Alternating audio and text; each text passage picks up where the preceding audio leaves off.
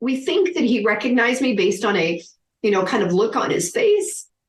But I also had a cold. I was kind of sick and they didn't really want me hanging around the doctor's office. And I remember asking his doctor, is he always going to have to be on oxygen? And she said, let's see if he lives through the night. Welcome to Real Siblings, It Ain't Easy, a real estate podcast with the goal to educate, inform, and save their listeners time as they navigate the market and properties in their neighborhoods. Get ready to join real-life siblings and professional real estate advisors, Donna Reed and Eric Seemann, as they discuss how it may be simple, but it ain't always easy. Every time I think about the places I have known, I realize that times have changed. So I'll do what I can to make this house into a home. Yeah, yeah. Oh. Hi, everyone, and welcome to Real Siblings, It Ain't Easy, a real estate podcast that is altogether unique, unconventional, and seriously, it just ain't typical. I'm Eric, she's Donna, and we are the Real Siblings. We are both professional realtors with Keller Williams, and our lives have both been impacted and affected by cancer, which is our topic today. This podcast blends lifestyle together with real estate as we work to communicate, educate, connect, and entertain our listeners. While the topics vary, conversations go many directions, we endeavor to provide our listeners with insights into the industry, better equipping them for their next real estate transaction. And while I said blending lifestyle and real estate, because of the month that we're in, Donna? We're gonna be pretty much lifestyle this time around.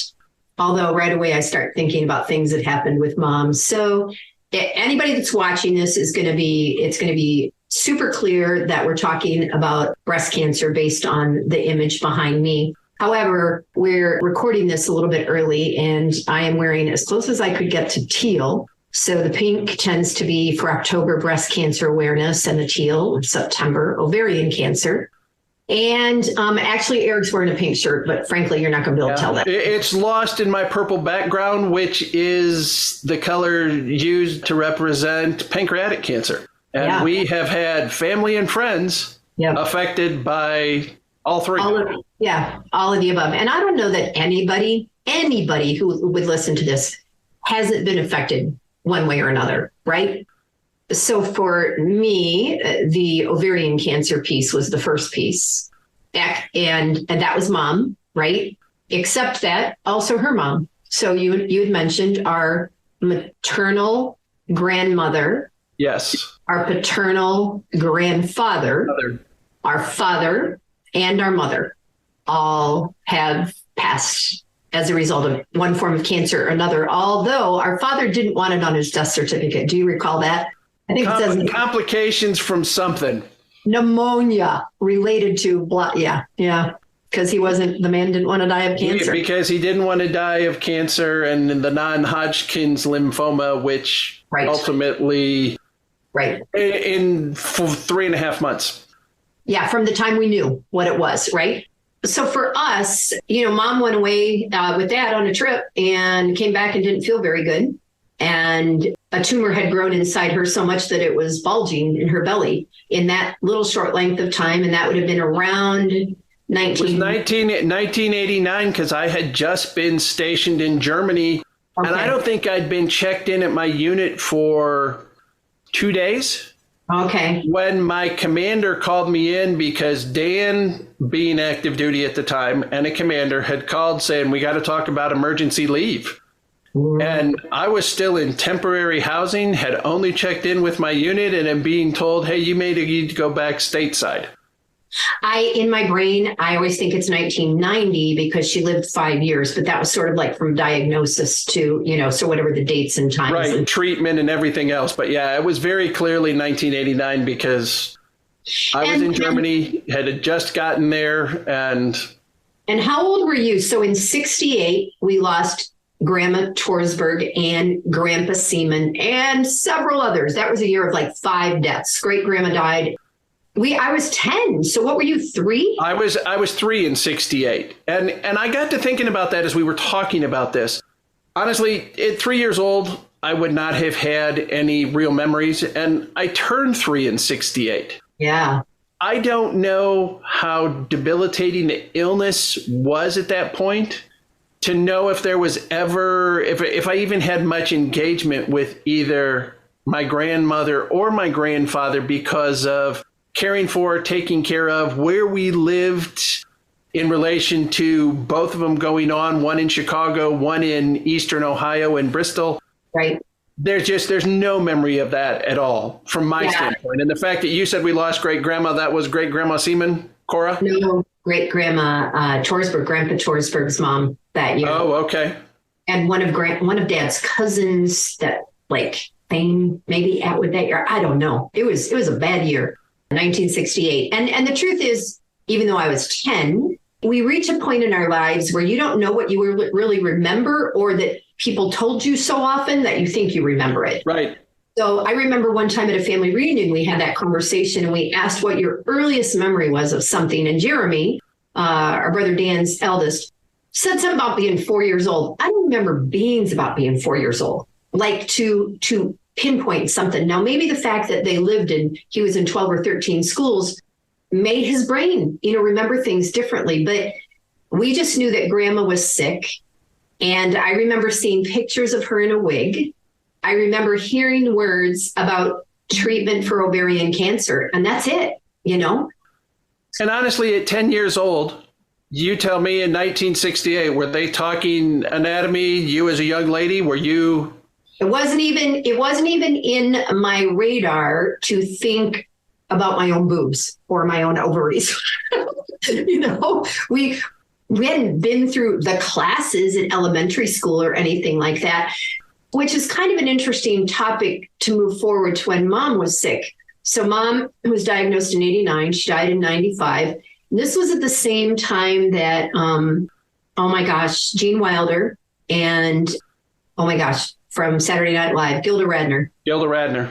They were really starting to notice the familial link for cancer. And hers was ovarian cancer. Well, in the years that have gone since, first of all, this, I prophylactically had my ovaries and uterus removed when I was 31 years old, because I went from a risk of 16% to about 85% for ovarian cancer after them learning about the familial link. Right, and because it was both your maternal grandmother and your mom, and then you as the only female child. Yep. And I sometimes make jokes about the fact that might have meant I was going through menopause while I was raising my kids, which may or may not have affected their behavior and my behavior. I don't know. But even that piece of life, then, you were going to be on estrogen for the rest of your life. And then, no, you're not, because we found out that's not right. And then progesterone and all that. Eric, the other thing that we've learned over time, and I want to skip to you as a man in a minute, but my mom was an only daughter and I'm an only daughter. And so, yep, I have mammograms. Yes, I do tests. But every one of our Grandma Torsberg's sisters has had or died of breast cancer or ovarian cancer. Only Janie is still living at probably about 88 or 89 years old, because she was around Mom's age. And she has had both and survived both. However, she got them later in life when treatment was different. And then beyond that, who knows? But tell our listeners about you and your personal. Yeah, so it had been our family reunion, and we were in Ruidoso, and I had been in the shower, and I'm just normal taking a shower, and it's like, wow, that feels odd. Wow, that kind of hurts. And I got back, and because I live with a registered nurse and having a conversation and being aware, I ended up going in for my first mammogram. And ultimately, I had what was determined to be normal male breast tissue removed, but it was still a solid lump. Yeah. And so, yeah, all of those, yeah, you don't understand, guys. I tell you what, being a man and trying to get into the machine that they do a mammogram with ain't easy. We can talk about men. It ain't easy. Let me tell you about that. And I'm going, yes, I'm glad they don't check men the same way with a similar device. Yeah, no kidding. Oh, there's a whole image. Whoa. Yeah, so eyeballs popping kind of thing. But it was the fact that they did find something, that I was aware enough of it in checking out my own body just in the course of showering and going, something doesn't feel right. And of course, that goes to the fact that I share those same genetics. Right. And let's pass back to you, because now your youngest son, Caleb, also a cancer survivor at this point. Yep. As well as potentially a carrier. Yeah. He actually told me the other day, and he might not want me to even share this. He's been told that, we know that both of his brothers could potentially be a carrier of the same thing, and that it could affect his ability to have children. And that's first I had heard that. When Caleb, I didn't know that. Literally, this was 2 or 3 days ago. He was sick. We didn't know if he was going to live or die. And he had a huge tumor removed and went through this whole process. And it was a neuroendocrine tumor. And as a result, his doctors in Denver wanted to know if I carried the BRCA2 gene. Okay, I had never had the test because after the familial link, I was like, pretty sure you don't have to tell me this, but pretty sure I do. Well, me saying that isn't good enough for a doctor. So I went and, at that point I was paying for it. It was a $5,000 to $6,000 test, Eric. And because I didn't have a doctor tell me to do it, it was this other story. Originally, I got the bill and I ended up writing to the physicians that were approving the insurance or not approving it and telling them all the history that we've just talked about in as kind of words as I could, but saying essentially, you're nuts to not cover this. And they covered it. And of course, I tested positive. So then those details were sent on to Caleb's doctors in Colorado. And, he's in a position where he didn't have to have chemo or radiation. And this particular tumor, there's a bunch of varieties of it. And he could have recurrences and he has to have PET scans. But he's really a miracle, in my opinion. Well, and let's just claim double miracle, because the original diagnosis began because he went in for x-rays for COVID, right? This was early 2020. 2020, before we had vaccines. Yeah. Yep. Right. So he had gone in, was having some lung issues and being related to being in the school and working at the school at that point. Mm-hmm. And that's where he got his cancer diagnosis because of what showed up on the x-rays testing for COVID. So at the same time, he was identified as having COVID. He was in an early... Oh, yeah. He was super sick with COVID. Yeah. COVID. So one of those, I guess you could say, cancer survivor because of getting ill with COVID and how the world we live in, what's the irony of that? Yeah. And then, so the ovarian cancer, the breast cancer link, and the fact that, as you said, all of our grandmother's sisters, but Janie, had similar issues. There's a link between those two. Yep. The fact that I ended up developing a lump as a man. And then we switch and we look at our dad. And as I recall, dad called us. I don't know whether he called us first, but because of his bloody nose, right, on his birthday in 2003, which would have been January 7th of 2003, it's like, Dad, it's not normal to just have a bloody nose out of the middle of nowhere. Get in to see a doctor. And from there, the diagnosis, the treatment, the surgeries, everything else from January 7th of 2003 to April 16th of 2003 was his entire span of care, treatment, diagnosis, care, treatment, ultimately passing as a result of non-Hodgkin's lymphoma. And that's one of those things. It's like, oh, you have lymphoma. No, you have non-Hodgkin's lymphoma. So mentally in my head going, oh, there's a qualifier there. It must not be as severe, right? Right. Oh, yeah. Yeah. You're going, oh, well, that's non-Hodgkin's lymphoma. That's not a big deal. Yep. Yep. And he was talking to me, Dad built us lots of things. He had made those little, I'm looking at one, hexagon tables that looked like the beehive out of different kinds of wood. But that originally was a plant stand that he cut down to make those tables. And he was going to make me another plant stand. And so he was looking at magazines when he was first sick in the hospital to do this. And I remember when we flew back, and you all know this, I said I wasn't going to cry. That's all right. This is one where it's expected. This is a tough. Yeah. I never got to talk to Dad because from the time where he was went intubated. Yeah. We think that he recognized me based on a, kind of look on his face. But I also had a cold. I was kind of sick and they didn't really want me hanging around the doctor's office. And I remember asking his doctor, is he always going to have to be on oxygen? And she said, let's see if he lives through the night. And I was like, whoa. Yeah. Yeah. Yeah. It all happened so fast. And as fast as that seemed like it happened, I'm talking one side of my family, our family, the biological side.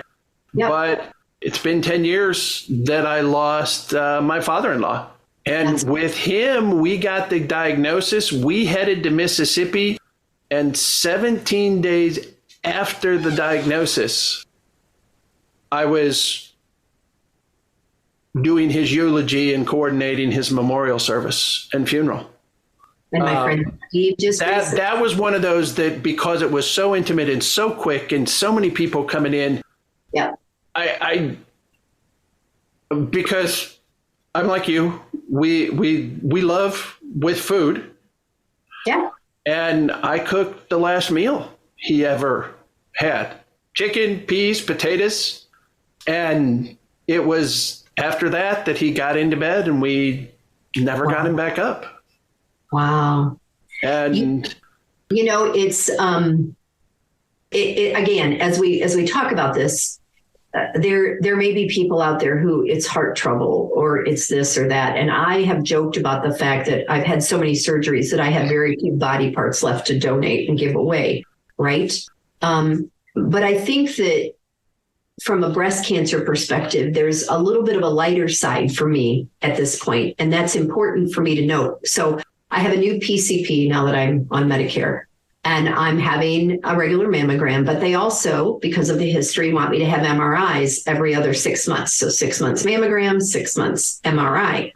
But there's a bell curve for the kind of norm of when you might get something.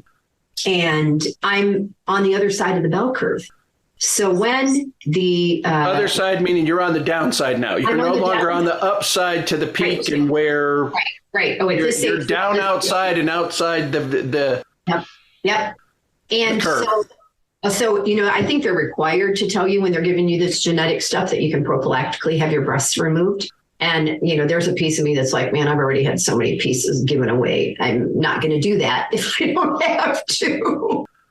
And then the doctor said, well, the truth is that, you're in pretty good shape based on where you are on this bell curve. And I'm like, okay, we're sticking with that, and I'm counting that as a blessing. But at the same time, they said to me in reading the results that they are 99% certain that me removing my uterus and ovaries at age 31 saved my life. Well, and to put that into context, you are now how old? 65. And Mom passed away after her 62nd birthday. And her mom had lived to her 63rd birthday. And so it is not escaping me, has not escaped. My wife is now older than or the same age that my mom was when she passed away. Well, and I remember having a conversation with Dan that we both thought about the fact that we have outlived mom, and shortly Dan will have outlived dad. Yeah. And God willing, right? And it's weird. So from a lifestyle perspective and combining it with genetics, there was a piece of me and finances, right? How much money do I need for the rest of my life? Well, the truth is mom and dad died young. I didn't know if I'd be around. So now that I am around, I'm like, holy God, I need to save some more money, But at the same time, we've talked about my travels and the trips that I take. I don't want to ever spend my life waiting for this future that might never occur. I want to enjoy every minute that I can, right? Do my best to take care of my health, have all the checkups that I need to have, do all of those things. I mean, they asked me, I'm just going to say this because people get colon cancer. When was the last time you had a colonoscopy? I'm like, when I turned 50. And his eyes got real big. He said, well, do you have a favorite gastroenterologist? And I'm like, it's been 15 years, so no. Yeah, check that box. It's like, you're my favorite. I'm coming back to you next time I need to have somebody do this. Not going to do that, but, it's silly for me not to. There's a piece of me that wants to live in denial about all of it, And there's one other thing that I was thinking about as we think about our homes.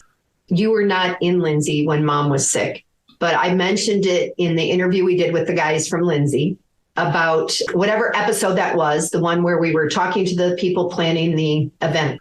Yeah. Episode 26. 26. I thought it was 26. Those guys built a ramp for mom for the wheelchair. And you mentioned that it had been used by Chase Baker. So that old Victorian house, there was no easy way to get mom in and out of the house.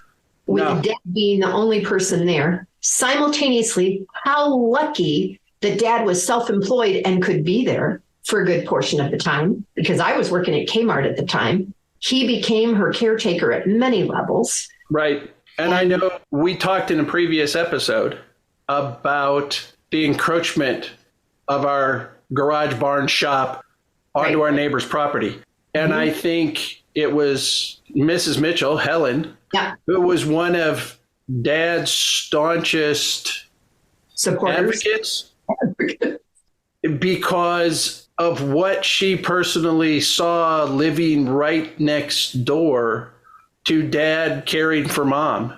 Yeah. And I think Dad and I had the conversations. He goes, for better or worse. And when you're a kid, you have no idea what that means. Right.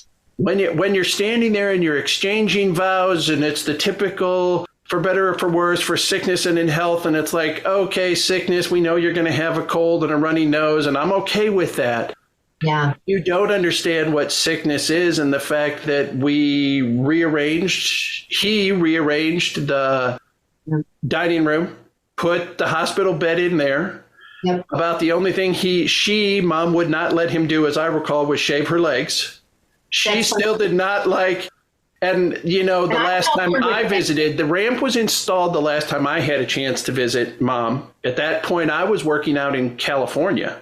Oh, okay. And I got notified I was working in California when she passed away.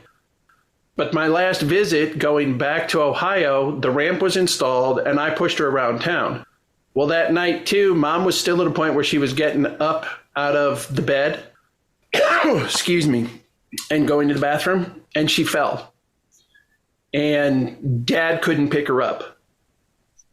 I was there at the house. And she was at that area coming right there, the narrow where the two doorways connect and go out to the kitchen. That's where she was on her back. And I came downstairs and I put my arms around her and she put her arms around my neck. And it's like, Mom, all right, this is what we're going to do on 3. And she was able to kid Dad a little bit about it because I stood her up and she's like, wow, what's your problem? And she made it, but it was Dad 8 years later. We were back for spring break to see him. We had gone out east to the hometown. We went to Middlefield. We had gone to Mespo Hill. And we went to the old Atwood house, which is now the Mueller's house. And again, another episode, we talked about what is a generation, 20 years. It was the third or fourth generation of Muellers that were already in the house since Uncle Thane and Aunt Jessie had passed away, and that became part of the family. He fell in the parking lot. Oh, wow. And I had to do the same thing with him. And I stood him up and he goes, I remember you doing this with your mother. Was that between January and April? Yes, we went back to spring break, so it was March. It was only weeks. But we had taken that trip and we went back there and he fell in the parking lot at the hotel we were at out in Eastern Ohio.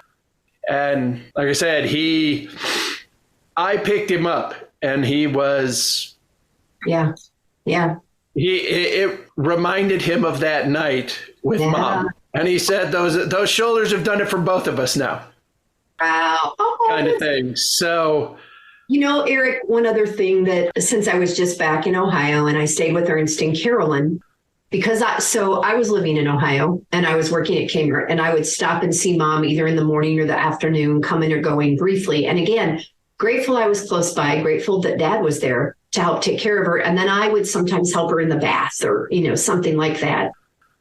Carolyn sold Mary Kay products at the time. And Carolyn would come to Lindsey while Mom was in the hospital bed. And she would sometimes do Mom's nails or something like that, because Mom always had really pretty nails. She had beautiful hands. I mean, you got a lot of Mom's jewelry.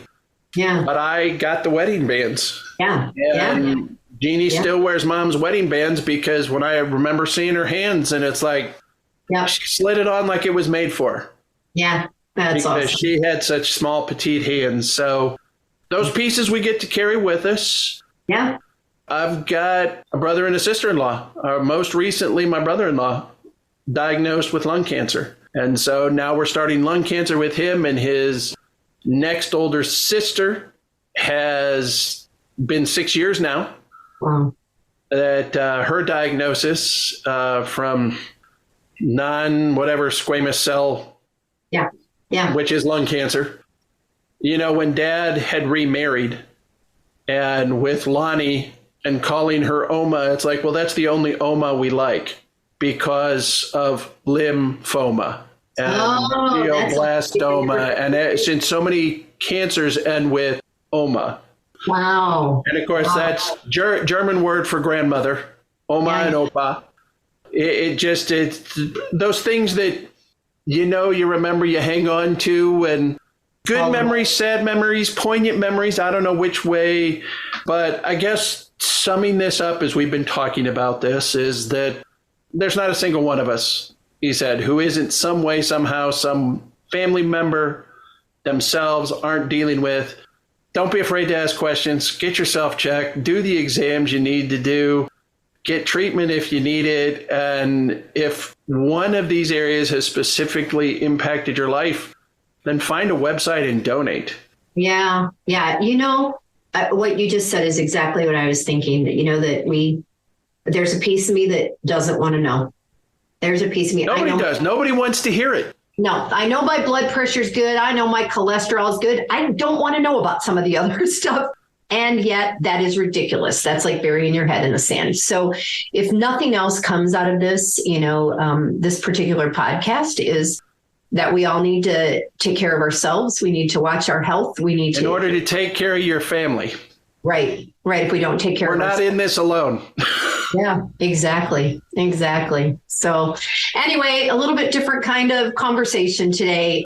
I would love to sum this up with our lovely closing about how we've discussed houses and lifestyle and all that kind of thing. But I told Eric I was just going to wing it a little bit more. We have worked over these last 30-ish episodes to bring you a little bit about our life, where we grew up, our homes that we lived in, our family, the lifestyle, and what it's created for us. And clearly this conversation today is a piece of how we live and breathe based on our family history. I hope that maybe somebody's inspired to do a little bit more than they maybe have in the past. Don't ignore it. Don't ignore it. There you go. If you think something might be wrong, that's the first clue, right? Trust your gut, right? We tell our clients the same thing. Yeah, exactly. So that's true. Trust your gut.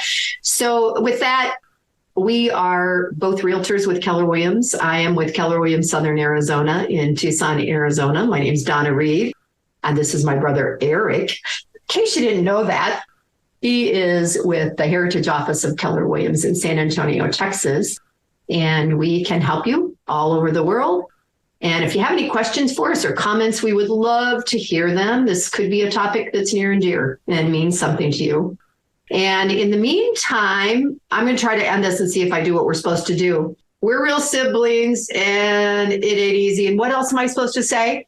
I'm Donna. And I'm Eric. And we are those real siblings.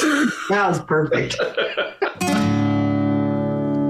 Every time I think about the places I have known, I realize that times have changed. So I'll do what I can to make this house into a home. Yeah, yeah.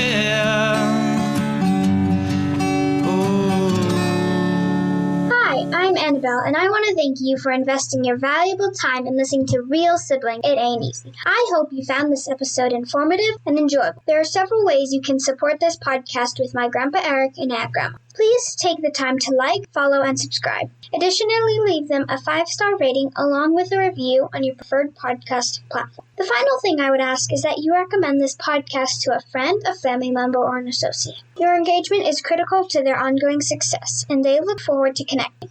Check out the show notes Grandpa put together with their contact information, including emails, phone numbers, and website. And remember, the real siblings look forward to hearing from you.